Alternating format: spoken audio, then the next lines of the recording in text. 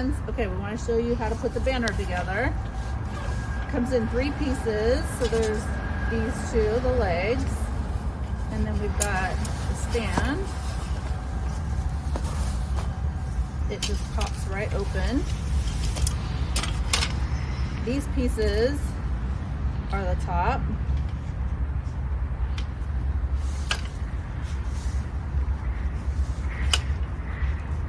Turn it.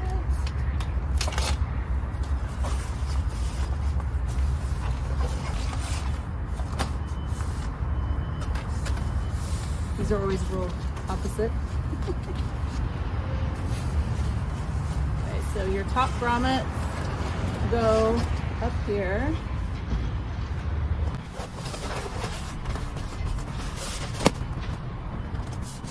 And here's the important part.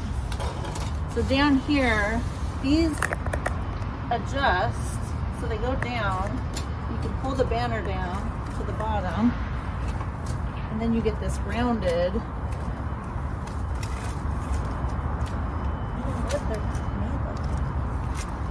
So you can see how it's rounded, so it's nice and tight.